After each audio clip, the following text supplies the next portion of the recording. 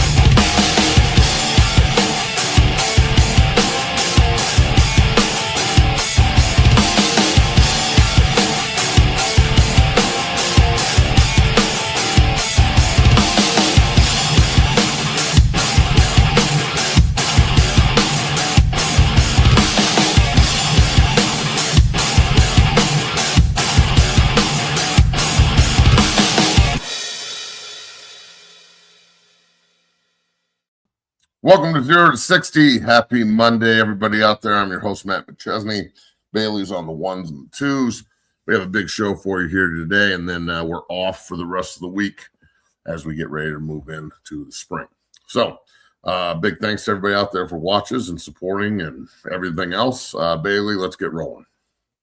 Let's roll, Matt. 0 to 60, the premier show for Colorado Buffaloes football coverage. If you guys are watching, go ahead and pound that like button, subscribe, and become a member of the Dungeon family today. We appreciate everybody watching. We're in the building here on this fine Monday here after an eventful weekend across college and the NFL here. My background's all different. I'm gutting the shit out of this apartment. I'm moving. So new background coming starting next week, so can't wait to see that. But, Matt, we got a lot to talk about here, including spring ball. Colorado is 1 week away from spring ball, and they held a draft, Matt. They held a draft to kind of pick teams for spring ball here. I thought it was kind of an interesting concept. This comes after Coach Prime, and he brings some of the Buffaloes players to the Colorado women's game after they put belt to ass against Texas Tech, and so he was in the building. Brennan Marion was there as well, Rick George, and a lot of players there were there as well to cheer on the women's team as they take out Texas Tech. But, Matt, let's talk about this spring ball draft. Before we dive into kind of the logistics of it, just what do you think of this concept?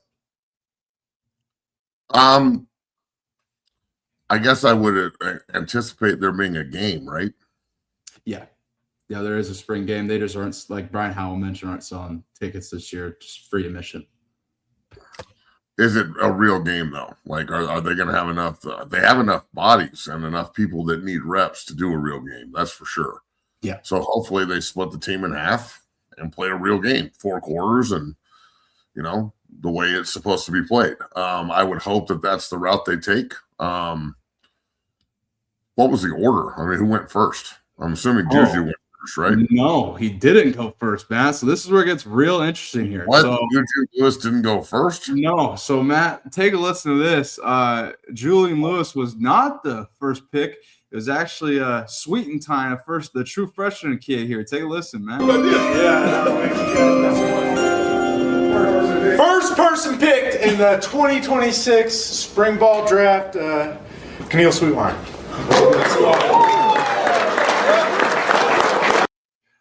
So I'm confused on this because that's literally like, okay, so I'm well off. They kind of edited it to where it looked like Juju was drafted first here. If you guys don't believe me, I'll show that clip in a sec. But so this kid, Camille Sweetwine here, is a true freshman kid. I was caught off guard by seeing this. What do you think of this, Matt? I mean, shoot. Well, the players are the one picking the teams, right? I'm assuming so. There's no, I mean, unless Prime told him not to draft Juju, which I would find weird too. It's interesting. I mean, shoot, especially with Ponder being on the roster as long as he has, and Isaac Wilson, Zach Wilson's brother is also there. So, woo, okay. Yeah, I mean, I don't know how much credence to really put into all of this. This might just be a fun exercise, but Juju not going first, that and the team picking it, that says, I don't know what it says, but it says something. It's a little confusing, yeah. But I don't know. Maybe they had to pick freshman first. Who knows? Yeah, we don't. Maybe maybe they were like, based on the the guys who showed up in January early and the guys who transferred in. Those are the guys you have to pick first. You can't pick anybody that has been on the roster already. Maybe that's it. I don't know. If it's just, the players are picking teams and they pick the rookie over Juju and Ponder and Wilson and all these other guys, then they call that a reach usually when we're talking about the draft. So I wouldn't say that's on Juju. That's just somebody reached for the quarterback, I guess. And maybe this kid's good. I don't fucking know, bro. I don't know. I don't know what to take away from it either. All the geniuses in the chat seem to fucking know, even though they're not there. So that's cool. But here's kind of the well-off version of this. Juju was end up picking. Should I have watched it, everybody? I'm sorry, I have jobs. I didn't even know they were doing this. All you fanboys that are in the chat that are like glued to everything they do. Again, I react to everything. Bailey brings news, and I send him things, and then he picks what we will talk about and puts it up. I didn't even know they did the fucking draft. So I'm giving you my honest, opinion here. And I don't think it's that big of a deal at all. So. Yeah, and I can't wait to see. I think the concept of this is genius. From what I understand, because I did watch it. They went through position order, so they drafted all four quarterbacks and went to the running backs and so on and so forth. But either way, Matt, I think the overall concept of this is great. I think it's a good way to, bring some competitiveness and et cetera here. And what we kind of talked about is kind of a tough. It's tough to find motivation, like we talked about, for a player in a spring ball game, especially when revenue sharing, you're getting paid, et cetera. Like, it's a whole nother game, and you're not getting, from what I understand, something with that. So that's kind of what comes with that. I love the concept of it, and I don't understand the Juju thing. I don't really put that much credence into it, but it did happen, I will say. Something else we kind of talked about, Matt, that we were hoping that this would. I think we were talking about less exposure, Matt, but they're doing like a behind the scenes, I don't know, documentary type of deal. I don't know if you kind of saw this. They're posting little clips of it on the internet, but they're calling it Built in Boulder. So there's more behind the scenes of this. They're recording like meetings with leaders and different things. So this is like, it's all going to be out there. That's all I'll say for that. But I don't know if you got a chance to see this at all, Matt. Did you know they're doing this?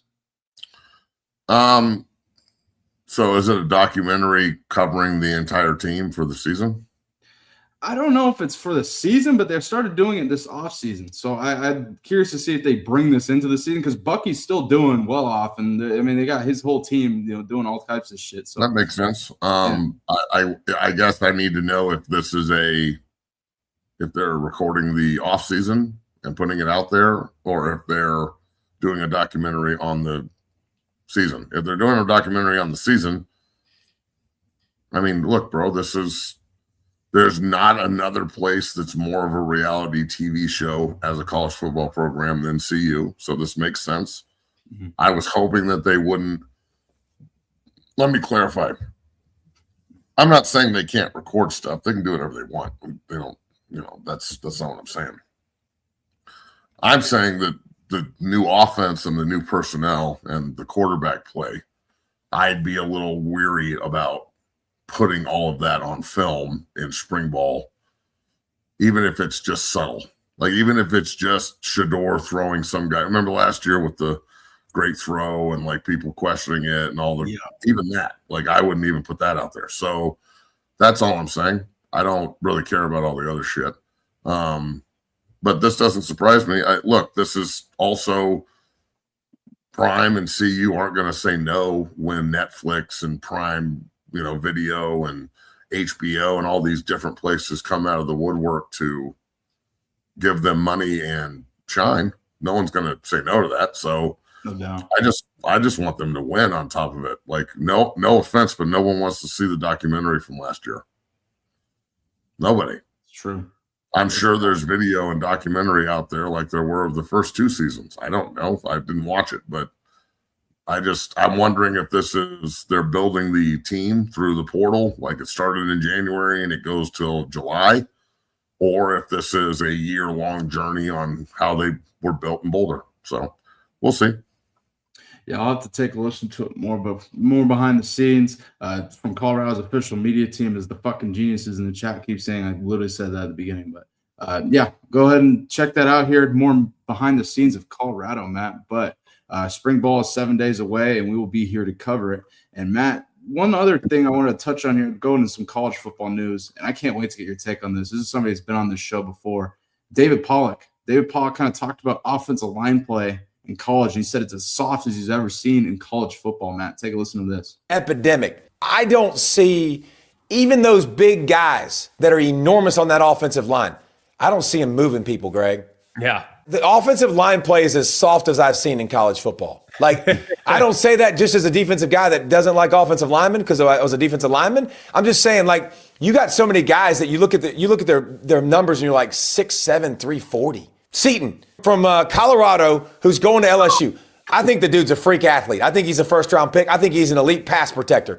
Man, I would love for you to move somebody in the run game. Like, I watch his tape and it drives me nuts. Like, get your hands on people. Have a little nasty. There's a lot less nasty than there used to be. All these kids do is play 7-on-7. So they're not worried about the run game anymore. And there's so much passing in high school now where it used to be I formation in high school at so many places. So everything has gone spread and smaller and speed. And I got to get your take already. What do you think of that?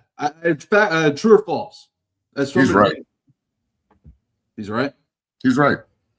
This is what I do for a living, and I played both ways. So, you know, I think I'm the best coach doing this in the private sector, at least. My numbers back that up. We develop the shit out of people. I think as a whole, offensive line play is terrible. You can't coach kids hard anymore. They're too sensitive. When they're young, parents bulldoze. One of the things that's unique about 6-0 Academy is, you know, we really do a really good job of vetting the guys that we want in the room, but we still make mistakes. I mean, I had to fire a 3-star the other day. Really? And it's no longer like, gee, I want you to work harder. Now we're in business together. So if you're holding things up and you're not doing your job and you're not going to pay off in the long run, there's no return on investment for me also, then it's a waste of time. So, you know, when they get to college and they've got 4 different offensive line coaches in 5 years and there's no consistency and the offense is super spread, and then, you know, it doesn't translate. And I agree with Pollock 100%. I think offensive line play is soft. You got a picture of Will Campbell up there. I mean, that kid went 3rd overall last year. He should be playing guard. Seaton's pass protection is really good. That's true. The run game scheme in Boulder has been atrociously terrible for 3 years straight. I mean, the worst I've ever seen in the history of modern day CU from 1986 till now over a 3-year stretch. I don't know if you can find a more lethargic, pathetic rushing like scheme. Again, they didn't run one double team last year at all with Jordan Seaton and Xavier Hill at left guard and left tackle. Not one double team. And like we run 50 double teams a day on a bag in a gym, so they don't practice that either. You know, looking back at it, I'm kind of glad Jordan's gone. We can get somebody in there that actually wants to do the job and work and not just get paid and pass that. And, you know, I'm glad that he was here. I'm glad he gave his time, but I'm very eager to see who takes that job and runs with it and earns it rather than a guy who walks in and is given it. Because the fact that they gave him the job, I think it kind of ruined him a little bit mentally, where, you know, he doesn't need to do all the other work that everybody else is going to do. And he's going to get drafted really high anyway. And, you know, it's what it is. Now, I'm sure some people are going to take that the wrong way. I don't really give a shit. It's what it is. I'm not the one that brought this up. David Pollock did. David Pollock said that he's soft and doesn't get people off the line. So I'm agreeing with him. I agree. It's not the first time we've said that. We've been on his ass about this for years. And a lot of it comes back to the scheme. So he's got to do what's called, but at the same time, I find it amazing that there wasn't a mutiny in the offensive line room. Why didn't Jordan Seaton, future first-round pick, walk in and demand that they run the ball more, demand that they run professional scheme? I'm going to go to the transfer portal and leave if you don't start doing things differently. That had something to do with this. So at least he's smart enough to understand that he's got to go somewhere else to really develop as an offensive lineman. Yeah. I mean, that's good for the kid. But while he was here, CU didn't really maximize him. They didn't lean on him and run behind him. This is the equivalent of getting Andre Gerard, Victor Rogers, and Dan Graham and putting them all on the same side and then throwing the ball 50 times a game. So when you have Xavier Hill and Seaton next to each other and you don't run one double team concept all year, that's egregious in my opinion. So again, people are going to look at this as an attack. I'm just responding to what Pollock said, and I agree with him. Yeah, and I think to your point, Matt, if you watch Jordan Seaton's play from Shador year to last year, I don't know. There's times where I felt as though his play kind of fell off a little bit, and then at the end of the year, he kind of shut it down, Matt. And also, I think to your point, had he come in and demanded saying, hey, I mean, this is criminal. I mean, Xavier Hill knows damn well they should be doing a double team. He knows as well, and they know damn well it's going to work. I think at times you saw his frustration on the sideline, like, what the fuck are we doing in certain games? Like, why aren't we running the damn ball? I think he saw a lot of frustration. I mean, yeah, bro. Xavier Hill sat in my office and said that we don't run double team, and it's super frustrating, and no one coaches us, and we don't get game plans, and we don't do this, and we don't do that. And then he went back up to Boulder, and they ostracized him for it and screamed at him and put him in the corner pretty much, and I never saw him again. So, not a problem. I don't care. It's what it is. It's fine. It's just, there's bigger problems than just offensive line scheme. That's fair. And I think Colorado's got to prove that this season. Boy, they got a lot of new moving pieces here. They better have a run game. They got the running backs to do it. I think for sure. Disposal, I don't know about offensive linemen though. We'll see. Read that one. Toucan Sand says, I think kids are afraid of Dion's, aura. Probably why they don't speak up when frustrated. Also probably why they have a lack of leadership. Very rare that a head coach outshines the logo/team. I disagree with that. I don't know if I agree with that either. The last part of it. Look, I agree with the first couple of sentences. He does have an aura. They probably are super intimidated by it. They're probably, there's not really a real solidified year-by-year leader in the room. Everybody's new pretty much or really young. They got rid of everybody else, and Jordan left. And Jordan's not going to question anything anyway because he's getting paid and not getting pushed. It's essentially like going to work with no expectation and getting paid for it, which is awesome. I've never had that happen before, but it looks pretty cool. It's like, when a quarterback when Russell Wilson, when he's gone to the job for the last 3 years, there's no expectation, but he's getting paid a shitload. That's got to be deep down inside. I'm sure he's like, it doesn't really matter what I do this week. He could put on the facade, but it doesn't matter. So that's all I'm saying there. The last line, though, saying that he said it's very rare that a head coach outshines the logo/team. I don't know. Well, look, Nick Saban outshined the logo, and he had unbelievable leaders that constantly challenged teams and constantly challenged him, and would go to we're always back and forth on what they should do. Him and AJ McCarron used to fucking scream at each other like crazy. I mean, you can bring AJ on the show. AJ's on JB's show all the time. Maybe we'll bring him on and talk about this. But, Trent Richardson has talked about it multiple times. It's guys that I know that played at Alabama have talked about it multiple times, and he's not the only one. I mean, just anywhere around college football. When I played at Colorado for the great coach Gary Barnett, he was my head coach for 5 years. I had the same position coach for 5 years. And I was there for 5 years.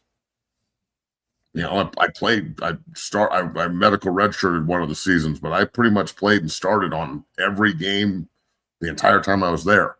So what I'm saying is there's nobody in the room established enough, and maybe they did it on purpose. Maybe they wanted to get rid of some of the veteran guys so they didn't have any blowback from a leadership perspective or anybody that could say, yeah, but last year you did this. Now all those guys are gone. So, and also maybe the guys last year weren't the kind of leaders they were looking for. But then again, leadership goes from the top down. I learned how to be the leader I was from Coach Barnett, Coach Wilson, and Brayton, and Bannon, and Antoine Jones, and Brady McDonald, and fucking all the older guys in front of me, and then all my brothers. I didn't want to let Sean Tufts down. I didn't want to let Wilder down. I didn't want to let Gabe Ninus down. I didn't want to let Joel Klatt down. I didn't want to let Bobby Purify down. I didn't want to let Jeremy Bloom down. I didn't want to let Brian Daniels down. I didn't want to let Vickers down. You feel me? Yep. Like there's more of a bond. It's not just a bunch of guys in there that just got there trying to get to know each other. It's brothers that know each other intimately and deeply and have been there together forever. And we got to fucking move forward, and somebody's got to step up and lead. Every great team is going to be led by its players first, and the coaches are going to point the way. The players are going to lead the way. So the coaches can tell us where to go, but I got to take us as a leader. That's why I always said the C on the captain is a bigger, like I understand L and D are supposed to be what the C is. I get it. But it's not. It's not the same. People have to ask what that means. They go, oh, what's L and D mean? Oh, leader and dog. I guess that's cool. But you see a C on someone's chest, and you know exactly what it is. The NFL doesn't have L and D on their jerseys. The NFL has a big C on it, and that means something. It's the biggest honor of my football life, going all Big 12 and all this other shit, playing in the league. When my teammates voted me a captain, it had nothing to do with the coaches. It means something. So I agree that he has an aura, and some of the kids are probably super intimidated, and maybe that has something to do with it. But I will say that, yes, the coaches are the figurehead. They're the most popular guys. That makes sense. But you've got to have leadership from the players first. And I think that a lot of the guys they brought in possess those skills. And I think you're going to find that out, Matt. Talking about your team, you mentioned all those guys you've been together for 4 years. They have to figure it out in 4 months. And I don't know if it's going to be I don't know if it's going to be Juju Lewis. I think we saw last season Coach Prime trying to bring that leader out of him, kind of talking to him in the huddle and different things. I don't know if it's going to be Ben the safety, Camp Harry, somebody who's going to be that leader in that room, Matt. And leaders plural, because it's going to be multiple. And it's the players who lead. It's the coaches who direct them to lead, like you mentioned. Yeah, and that's the thing. It's like, are they going to be able to do it in a short span? It worked. It worked after a year in Boulder, but how many guys from Jackson State came to Boulder with Prime, coaches included, and it still took a year to get everybody in the right direction to go win 9 games. And also it took a generational talent in Travis Hunter and an unbelievably great college quarterback in Shador. Yeah, plus true. Horn and plus a bunch of other guys that were there for a long time. Lucy, shut up. So it depends on how you look at it, man. If the copy and paste way of doing things is what college football is, but it's also not. There's a lot of teams that have a lot of guys that have been there for a long time, and they seem to be a little bit more stable when it comes to who our leadership is. We can say that a kid is a leader on our team, right? Okay, we can say that we don't know if they have FCS talent or not. We'll see. We don't know yet. We don't know yet. And there's some bad motherfuckers that come from FCS. So don't just throw that out there. So. I will say this. I think that there's a lot of leaders on the team, but I don't know if they are the right leaders for this team. So this team you got to sort your own leadership out through the rigors of winter conditioning and spring ball. I don't know how hard winter conditioning it was this last time around. I'm sure it was difficult. Yeah. Winter conditioning is usually hell on earth. So never fun. Yeah. So we'll see where all this goes. Yeah, no doubt. Well, Matt, let's move forward here. We got a lot to talk about across college sports. Here, stop real quick before we go. All your CU history, why were they trash? Was they trash? It's were. Learn English. Here, so I played there from 2000 to 04. We went to the Big 12 title game 3 times. We won it once. It's the last time we won a conference title. Half the roster played in the NFL and got their pension, if not more. It was the last real great period. Since then, they've been pretty bad. They've had a couple of winning seasons, including, the second year with Prime in 2016 and a couple of 5 and 7 years that were pretty good, but not up to the standard. Before that, they were a blue blood from 86 to 2005. Nice. So maybe the Prime Sexuals should read a book or Google something about all of the players in the history of that place, which is why I'm so bullish on it, because I'm not 12 years old. I don't have to go back and watch Coach Prime highlights. I watched Coach Prime play. Mm-hmm. In fact, Coach Prime, when did Coach Prime retire? Like 2007 or 2008, something like that? A little bit earlier, but let me look. I thought it was like 2004, but let me see. Let's see. Retired in, I think it says 2005 here, but I got to look up playing. 2005. So his last year in the NFL was my first year in the NFL. Mm-hmm. So, yeah, man. I mean, you guys are looking at this like Colorado's some destroyed program that's never had any. We're not Iowa State. You feel me? Like, we're not Texas Tech. The first time they've ever won anything this year is with a bankroll in Nebraska, Colorado, Missouri, A&M, Texas, Oklahoma, and more. I probably forgot somebody, all out of the Big 12. So, yeah, fucking A, you can win the Big 12. Try winning the Big 12 back in the day. A little bit difficult. Way different. I'm just saying, man, I don't agree with the Prime Sexual faction of the CU fan base that thinks that there's no history and tradition. And this is why, because that's not true. The same way that logo, the logo loyal can poke holes in the Prime Sexuals by just saying one or two things, then you guys go off. That's low-lying fruit for us. So if you want to start talking shit about the past, that's going to get former buffs and guys who know what they're talking about up in arms about it. So I think I wish that they could figure out a way to combine the both, because I've said this before, but I don't know how that was fumbled. The easiest part. You can't change history. Can't change the past. You got to embrace it. And the past is pretty good, and they shouldn't embrace it, and they don't, and that's too bad. Yeah, exactly. And just like I said, open a book. I mean, I'm a youngin', but I mean, I do my research here, obviously, from working this goddamn show. And I mean, shoot, you guys, some of you guys really act like it just they haven't won. The only year they won was 2024 with Coach Prime, and then there's no history before that. Like, you guys act like it's the Coach Prime era, and that's it. And so you guys, in some of your opinions and perspectives, take that into consideration, Matt. On the other side, Matt, we're going to talk about Joey Aguilar in Tennessee. He was denied a 6th year out here in Knox County Court. I was pretty surprised by that. We're going to discuss that. Liam Cohen and James.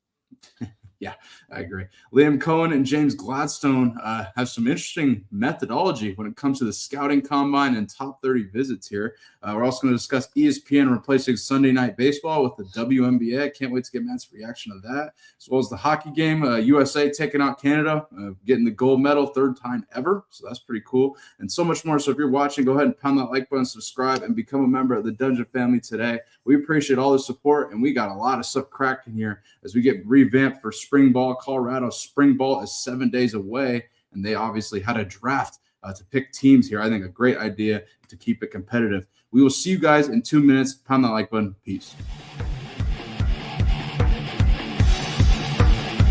Whether it's offensive linemen as they work combos and double teams and also pass, pro, and punch, I think the unique physicality of this is outstanding. So much so that you can use it for your shield on punt team or as you rush in the shield.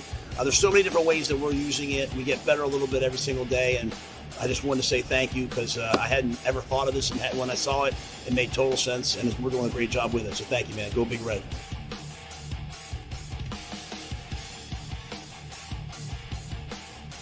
What this has done for us is it's allowed us to because of the surface area, because of its firm nature, I can still strike against another player and have to use that punch just like you do on a sled. At the same time, have to time my punch because it could move. I can teach defensive linemen how to handle double teams because they can feel pressure. We can simulate contact in a safe environment in non-contact times because of this unique bag. Welcome down here to the Lab 60 Football Academy, 60 Strength and Fitness. I am your owner and operator, Matt McChesney. I just wanted to let everybody know that 60 is now on Cameo. You can go on Cameo and request any tips for training, any offensive line, defensive line tips, recruiting tips. I get so many inquiries in my inbox on a daily basis about tips and can you look at my film and can you do this? Can you break down something for me? I'd love to. All right? It's like the Joker said, my man right here. If you're good at something, never do it for free. So Cameo is now your bridge to 60 Football Academy. Go in, request what you want, tips, suggestions, recruiting, film, and we will make sure that you get the absolute best from the best. So check out 60 on Cameo at 60 Academy. Cameo, 60 Academy. Cameo, 60 Academy.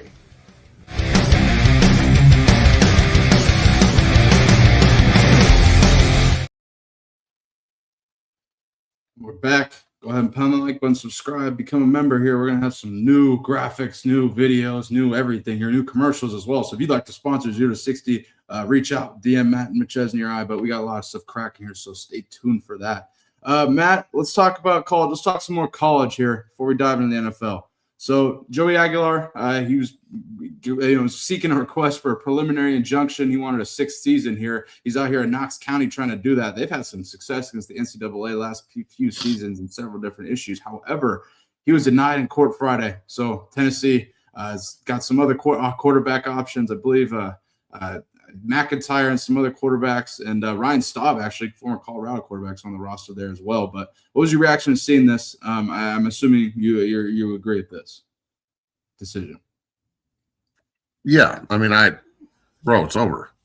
Yeah. I don't want to see 9-year college players anymore. I think it's fucking ridiculous. It's ridiculous. What do you think I had to go to the NFL. Oh, sorry, go ahead. I had to go to the NFL. I couldn't just sit in college for 7 years.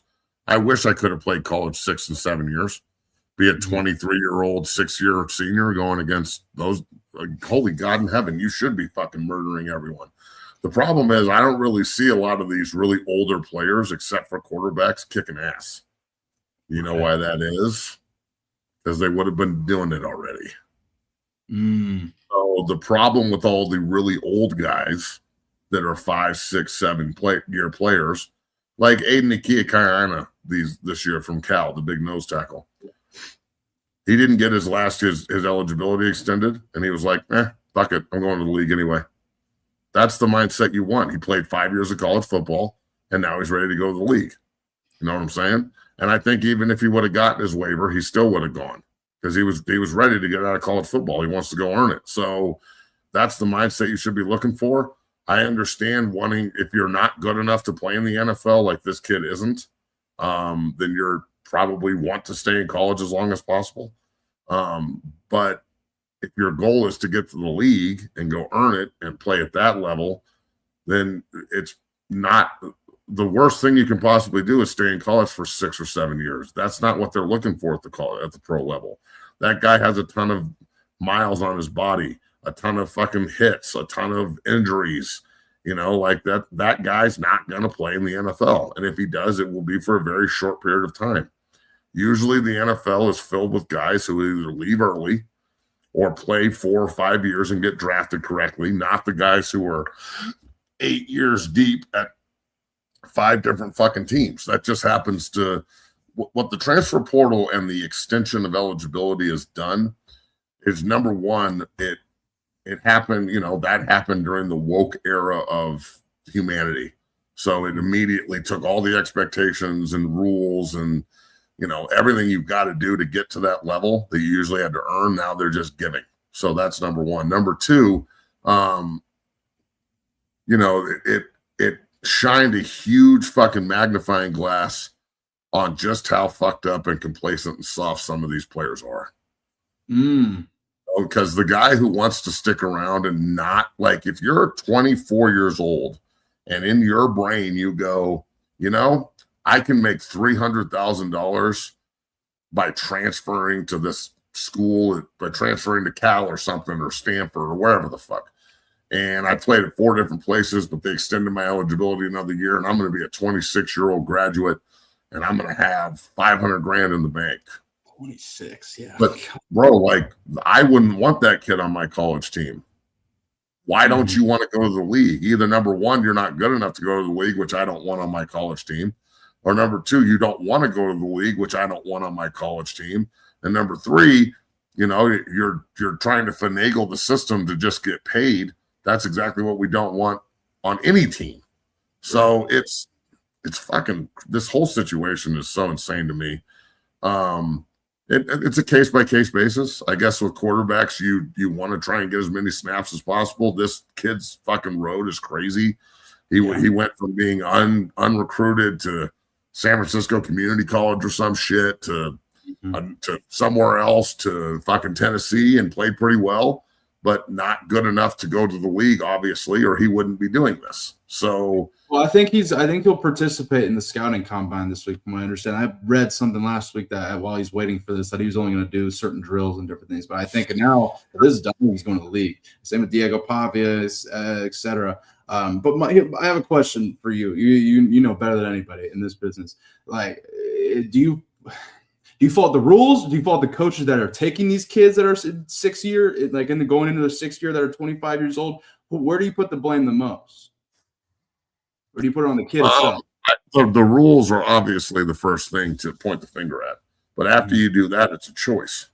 Just because it's not a mandate, you don't have to take older players. It's a choice. So the coaches that, again, this is why I'll go back full circle or 180 or whatever. I don't think it's harder to get recruited in high school. I think it's harder for the fuckboys to get recruited. I don't think it's harder to get seen in college. I don't. I think if you're a good player, you're going to get seen, and then you're going to get tampered with. So it's are you trying to develop to go to the league and win college games and have a foundation and a place where you can take your kids one day? Or is this all just a $300,000 money grab? And no offense to all the broke motherfuckers out there who think $300,000 is like a ton of money. And it is. It's a lot of money. I'm not trying to sit here and be smug and act like it's not. I grew up in a fucking trailer, bro. My family had to work its balls off blue collar to get everything they've ever wanted. And that's the mentality I took into this game, and I take every day to the gym. I think it's earnable, but to think that like fuck you money ends with anything but like 7 or 8 zeros is insane. So if you're just talking about like seed money so you can go set your life up, well, congratulations, college guys. You're now getting paid to be super average and old and beat up, and just for your experience, we'll give you 500 grand. That is insanity to me. Why would a college program want a 5th or 6th year guy who's been 4 different places because he's more mature? How about we just coach the young guy up and get him on the field? This goes back to the Juju Lewis Salter conversation the other day about why Juju enrolled early. Obviously the coaching staff didn't get him ready to do it when he did. Why is he there?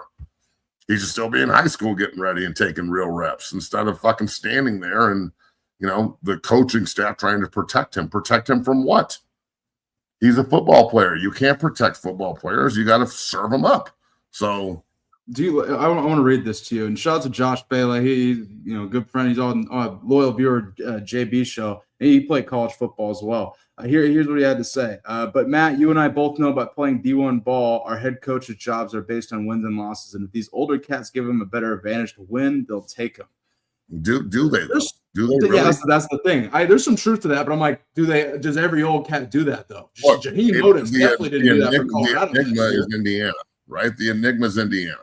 Kurt figured out a way to make this work with his guys and his system and finding 2 or 3 star players that played like 4 or 5 star guys. Okay. If that works everywhere, it would be working everywhere because everyone's doing it. Right. So again, I'm going to exclude quarterback from this because the quarterback, there's only one spot, and that guy's going to play longer in college than other guys. Carson Beck's not a professional quarterback. He'll get drafted, but he's not a pro quarterback. He's got to stay in college as long as he can. Stetson Bennett wasn't a pro quarterback. He's got to stay at Georgia as long as he can. You know, like it's he won a lot. I'll tell you that. He won a ton. I'm not saying I'm exclude winning and losing. I'm saying that just because he's older doesn't make him better. How about we coach up the young guys that actually have the ability to do what we want, rather than watching an older guy and go, he can't really give us what we want, but at least he's experienced. He's experienced at being not what we're looking for. And that's how you get what we had last year in Boulder, where you've got a bunch of older players and a bunch of guys who came in who just happened to come from bigger schools. And that's the only difference in this year's class and last year's class is that most of last year's class was from the SEC and the Big Ten and shit. And most of this year's class is from New Mexico State and James Madison and places like that. So we're going to see that we're about to see just how good of a coaching staff we have in Boulder. Because last year I thought the staff significantly let the team down. And now you're bringing in a bunch of guys that need to be coached up and developed and pushed, okay, and need to understand the difference between the Big Sky and the Sun Belt and the fucking all the lower conferences and the Big 12. And it's your job as the coaches to get them ready to do that. So talent comes from everywhere. You don't know who's going to be good and who's not. You have to go play. But I don't know. I don't think there's a right or a wrong answer. You come up with some very valid points. And it's good conversation. Yeah, that was a great discussion here. And Tennessee, we'll see if they end up doing a quarterback here. That's a tough blow for them. They don't get Aguilar back, so they got a quarterback battle ensuing here for sure. And that's something I'll break down on my channel here this offseason, definitely. This is also true. I love CU and Matt. It wouldn't have mattered. I love CU and Matt says every coach would look good with Travis. Yeah, Travis is a fucking freak. I mean, shoot, it's pretty hard to make him look bad. He's an unbelievable player. But every coach is Liam Cohen.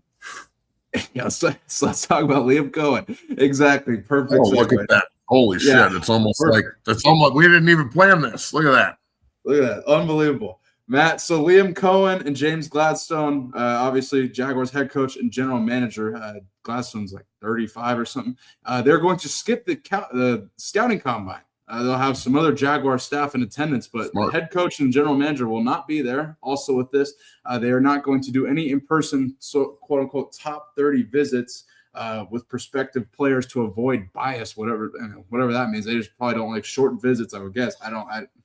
This is odd to me. Again, if the Giants if they win 12 games, they're going to look like geniuses. If they look shitty, this is going to get thrown in their face. Matt, what do you think? I think they're going to be good again next year. I think the South is going to be a really good division next year. I think the Colts will be a much better. They were good until they got all fucked up. I think the Colts will be really good. I think the Texans are going to remain good, especially if they can find somebody to play quarterback. I would not be surprised at all if C.J. Stroud's on the move or they try and do something big. I wouldn't be surprised if you see Houston try and move up in the draft to try and get a quarterback or trade for one or something. Even if it is a guy like a Mac Jones or and that's just a name, like even a guy who showed some potential and they want to do the Sam Darnold thing. Be like, let's just bring in a guy who's been a backup who's kind of floated around and we'll see if he can come in and help us win because Stroud is not the fucking answer. I think Jacksonville's going to be really, really good. We'll see. Big CJ. Look, I don't have a problem with this at all. I think the combine is a fucking joke anyway. You don't need to go to it to get drafted or play. It's a popularity contest. It's like, if an agent likes you and that agent makes a phone call and gets you into the combine, then cool. It's underwear Olympics. It's 350-pound guards running 40 yards like it means something. That's my favorite, man. When we get a big tackle run the 40 and they're all like, oh man, look at that. Like, oh my God, look how fast he is. Who gives a shit? Look at it from this way. Colton Miller was one of the best combine workouts I've ever seen. He's been a pretty good tackle for the Raiders his career.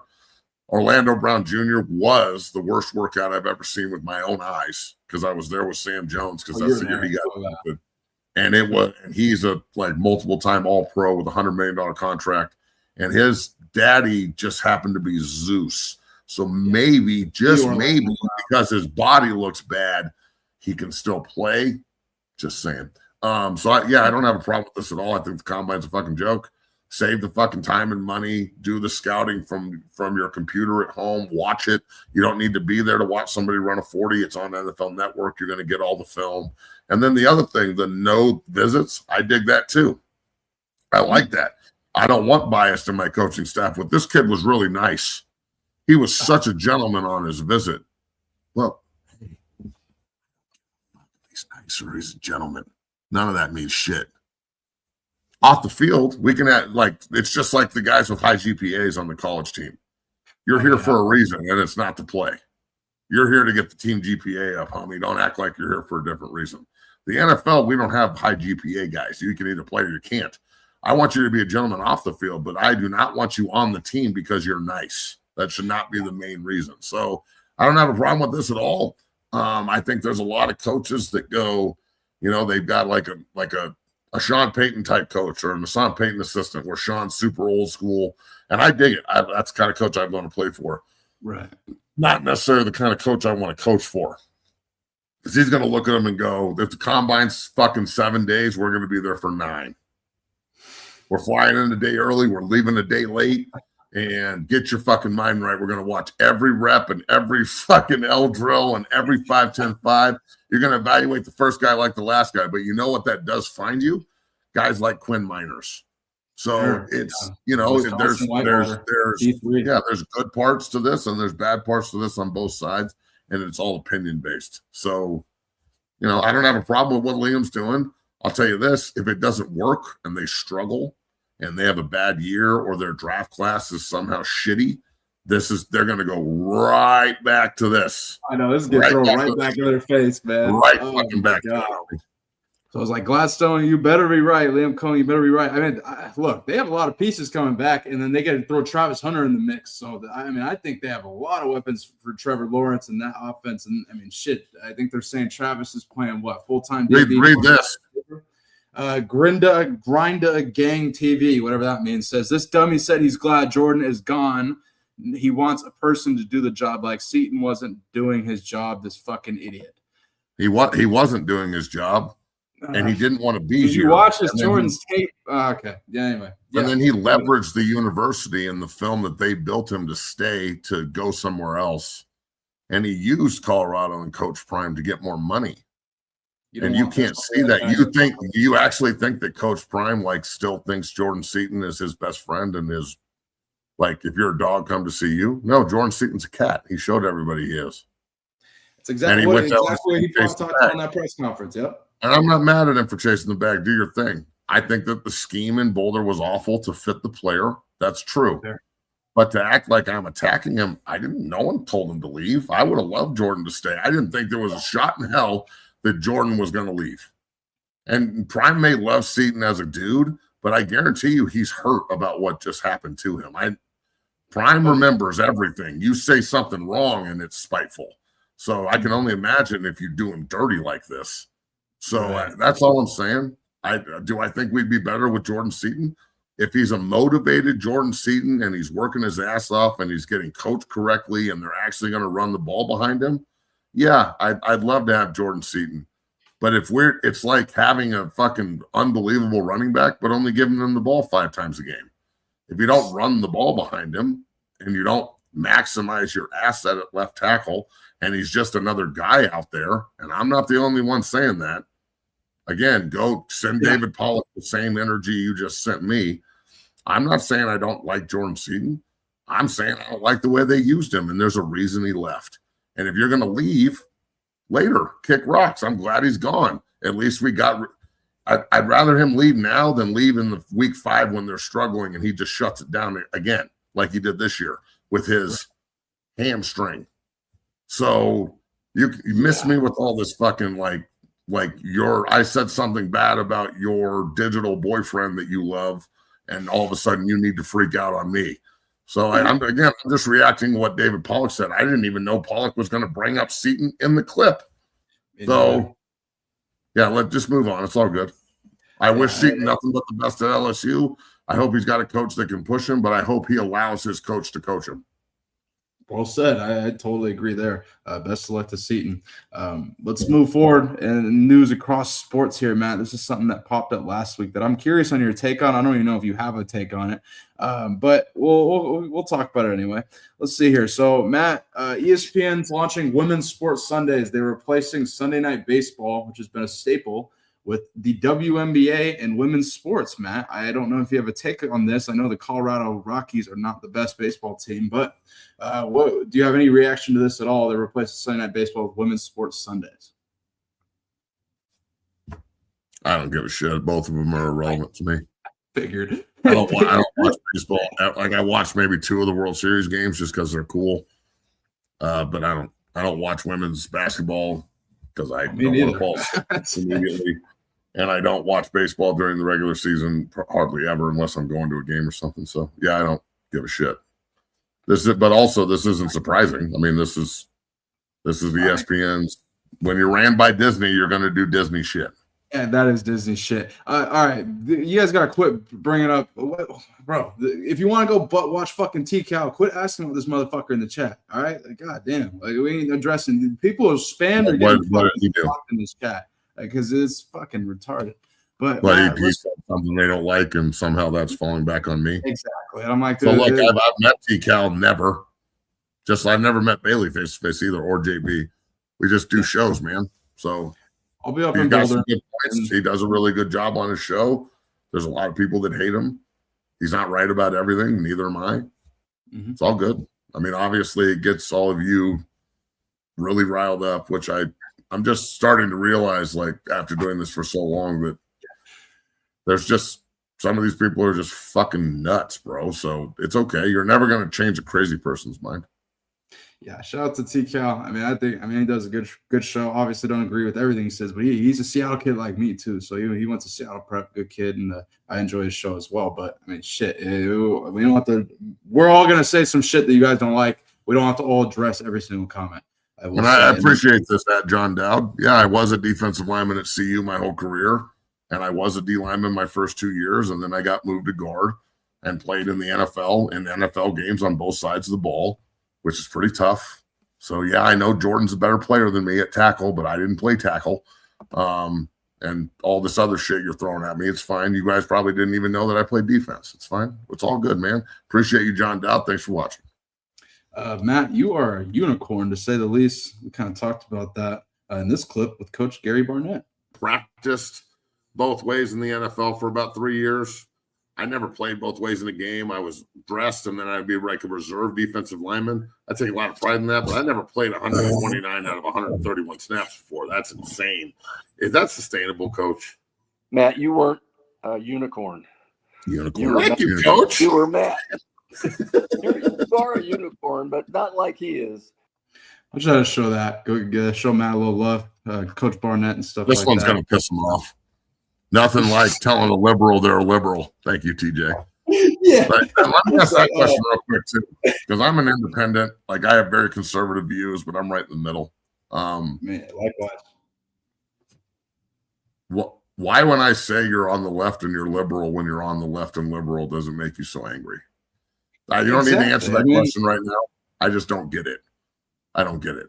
So, also, can you believe what's going on in the world right now? We're about to fuck up Iran. Mexico's gone to hell. Hey, everybody that wants to go, like my family was like, we're going to fucking Mexico, Puerto Vallarta for fucking 2 weeks, and you should come in April. And I'm like, no, and you're not going either. Are you out of your mind? You gotta pay me to leave the country right now, man. Hell no. Oh, God my damn, goodness. dog, that shit is walling out down there. No, we're living in wild times right now. Unbelievable. Yeah, to your point, that's a great question. Like, I've been glued to my phone, like looking at it, like, God damn, this is fucking crazy. These guys are fucking each other up. Over the weekend, I'm like, oh shit, it's going down, man. Shoot.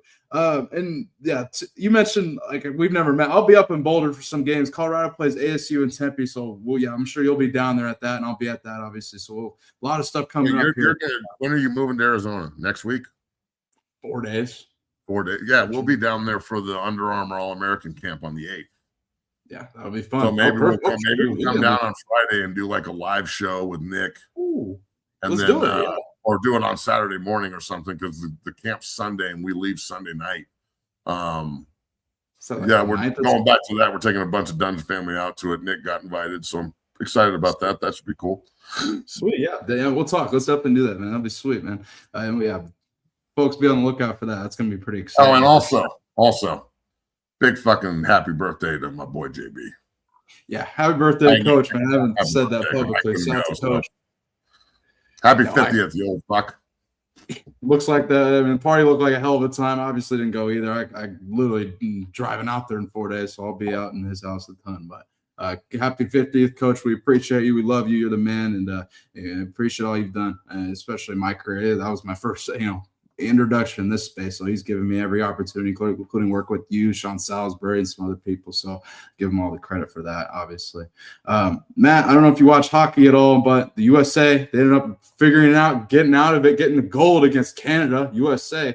What was your reaction to seeing this? I thought it was it was a good game, to say the least, Matt. I woke up to watch it, watched about 5 minutes, fell asleep while I was watching it.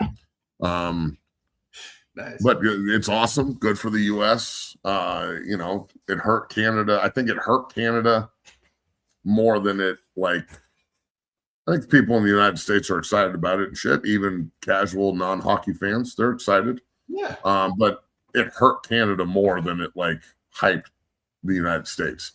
The United States, yes, we won.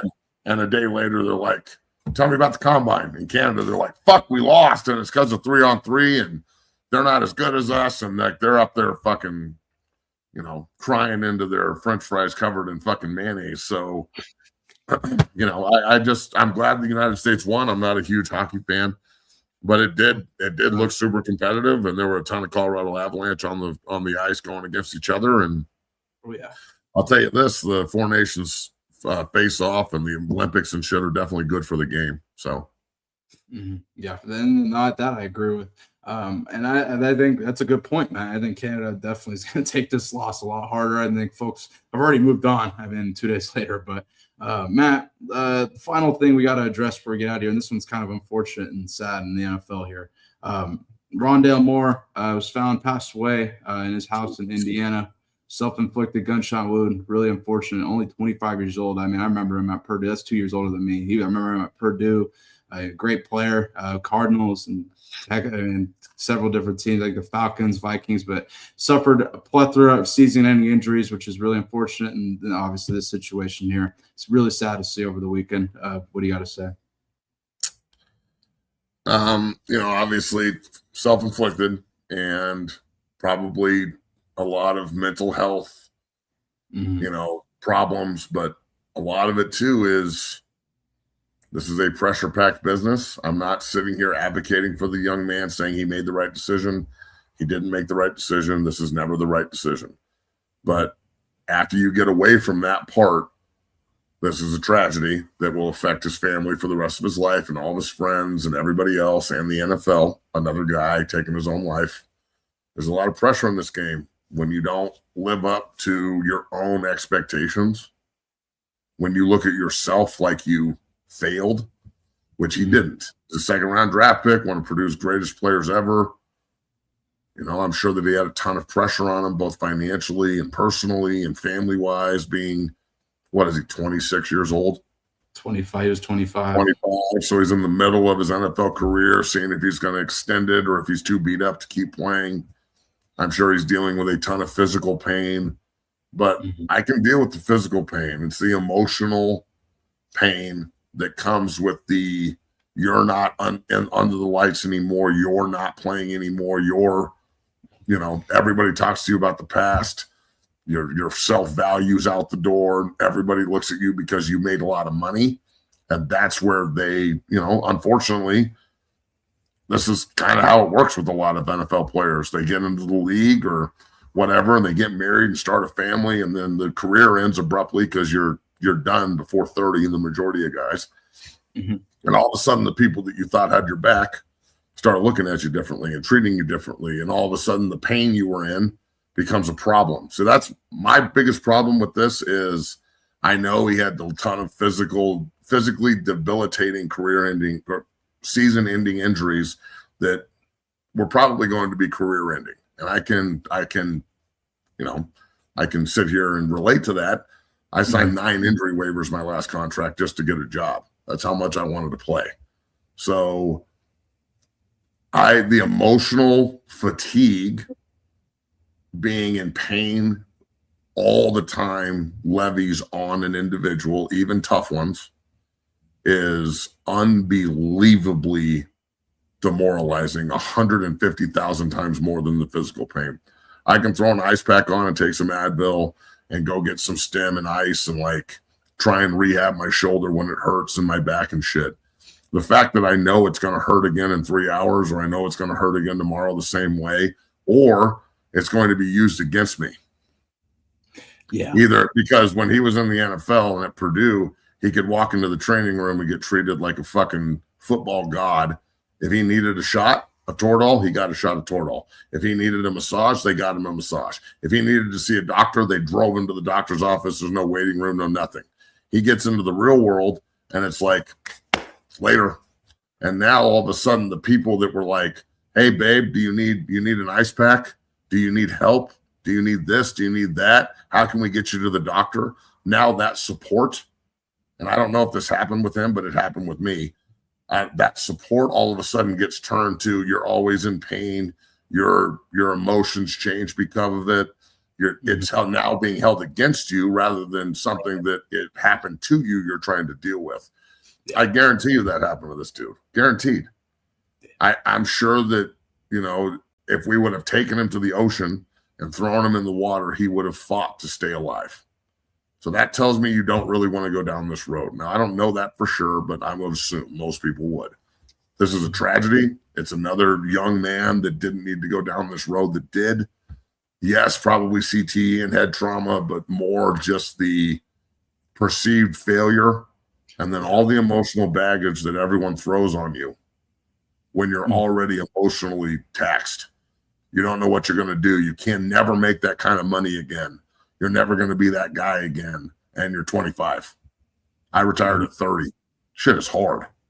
You know what I'm saying? And especially when the people that you've been fighting for forever and the people that you thought had your back, all of a sudden they turn up on you too. Yeah. You know what I'm saying? So when they switch up and all of a sudden your pain and the way you act because of it is now affecting them, and no longer is it like, oh, well, he plays football, he's in pain, this just comes with it, I got to support him because he's making a ton of money and I got to be on the pit, to, oh, he's in a ton of pain and that makes me feel bad, so fuck him. Why can't he figure this out? Oh, he's taking another pill. What a piece of shit drug addict. Oh, he's too fucked up to go to work. He's just lazy. He's using it as an excuse. Oh, he's using his fact that his shoulder and his back hurt to like take it out on everybody else. Blah, blah, blah, blah, blah. It's a cycle. So it's, like when I talk to my son, and now Logan's getting into this too and looking pretty good. But especially when I talk to Nick, I'm like, look, man, if I could give you any advice right now as your father and a guy who did this and going down the road that I think you're going down, stay single for as long as you possibly can. Don't have kids for as long as you possibly can. Stack your chips, build walls, put people around you that you really trust that you know are never going to fuck you, and do everything humanly possible to make sure that when you're done playing football at probably 30 years old, you are mentally, physically, and financially in a place where you can actually back up and go heal. Stay away from alcohol, stay away from the fucking pitfalls that are associated with all this. Okay? And just go find a way so you can go heal. It's amazing to me that the National Football League doesn't have a like 3 doctors' offices, one in LA, one in Kansas City, and one in New York, and then one in Miami, 4 of them, regional offices where ex-players can go get real help. Instead of me having to walk into a fucking back. You want to know why I don't go to the back doctor routinely? Because I have to go back in and fill out 55 fucking pages of paperwork and answer the same question I've answered 15 times and get looked at when they're like, why are you here? And I'm like, because I have a 5-level cage fusion in my back and one of the screws is loose and I'm in a ton of fucking pain and it's driving me crazy and I'm having back spasms and fucked up. And they look at me and go, well, we don't prescribe meds. And I'm like, what the fuck are you talking about? I just came in here to get help. Yeah. Like, what? So this is what doctors do. It's the program that we're in. And then the civilians, you're a college player, Bailey. You get this. Mm-hmm. Okay. Civilians, people that are just fans, even your family, they don't fucking get it. Oh, hell. They don't understand what it feels like to feel like that all the time, number one. And to have to be civil and like, make sure that you're not taking it out on everybody, number two, because that does happen. But then number three, like all of the fucking, pointing and fucking poking and you're this and you're that and you're always in pain and you're always this and you're tired and that shit doesn't fucking help. Yeah, I played. It makes everything worse, man. Exactly. Yeah, man. So I'm not saying all that happened with Moore, but with the majority of guys I know that struggle with shit like this, myself included, when I got done playing and all the problems I had to overcome as a man, trying to figure out how to live the rest of my life, it's real. It's fucking real. So I feel terrible for his family, and I would say to everybody out there that, especially the ex-players, ex-college players, ex-pro players, it's like losing a family member. It's something that you are. It's not something you did. It's hard to walk away from. It's hard to look at it when you feel like you had the potential to wear a gold jacket or something and be happy about anything you did at times. And also in the football world, we're always told to move on, next rep. Also true. I don't have time to feel good about myself. You're always critiquing yourself negatively. You're always trying to get better. And then one day you realize that it's over and all that fucking energy and momentum just stops. And most of the time you don't get to choose when that is. So, man, prayers to his family. It's really just a bad deal. Did I have a career-ending injury similar to Rondale? I mean, I don't know what his career-ending injury was. I broke my left leg in half. I fucked my back up really bad. I've had multiple shoulder injuries. I've had 6 left ankle reconstructions and 2 right. Yeah, man, I got to the point where my body was just totally cooked. But in order to get my last opportunity, they slid out 9 injury waivers: my hands, my ankles, my shoulders, my back, my neck, concussions, all this other shit. So if I get hurt, I don't get a fucking dime. And guess what happened? I got hurt. I didn't get a dime. So it's what it is, man. That's what it is. Prayers to Rondale's family. Really, really unfortunate situation that happened. And people need to go back and listen to what you just said. That was all true, and you were preaching there, man. You got Steve Rosca, Josh Fele. Steve played, a long time. Josh played college for a long time. There he is. Yeah, all people are love you, Steve. Yeah. But man, this is a great show here on this fine Monday here, 0 to 60, the premier show for Colorado Buffaloes. Yeah, answer that one, Coleman. How was it? Well, incredible. The most fun I've ever had playing football, ever. We didn't make any money, and it was kind of shitty. But you know what? Being with your boys, everybody being in the same hotel together in Germany, it was for 8 months. It was fucking super dope. I mean, it was so much fun. I could only imagine playing with your boys a year. Like that's must have been pretty sweet. And I don't know, I've heard some stories of JV and different people like that. And we've talked about it on here over the years and stuff. I mean, that's unbelievable. So yeah, definitely. Man, yeah, 0 to 60 premier show for Colorado Buffaloes football coverage. We'll be off for the next 4 days here. We'll be live going full go here starting the 2nd of March here. We'll be live full go, full revamp. A lot of stuff cracking here that we haven't even told you guys yet, but I can't wait to unveil to you guys in the future and stuff like that. We'll have all new graphics, commercials, etc. here, and we'll be the premier show covering Colorado as they begin spring ball starting Monday of next week here. They had their spring ball draft over the weekend here. We covered that earlier, as well as all things college football news, etc. Matt, do you have any closing thoughts for the people here as we get out of here and take a break for a week here and revamp?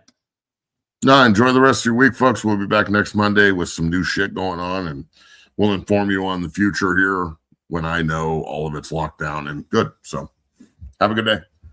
Have a great day, folks. Enjoy your Monday. 0 to 60, the premier show for Colorado Buffaloes football coverage. Pound the like button, subscribe, become a member of the Dungeon family. Shout out to Steve Rosca, Josh Pele, all those people in the chat who are all our loyal supporters. We appreciate you guys. We hope you enjoy your fine Monday. Peace.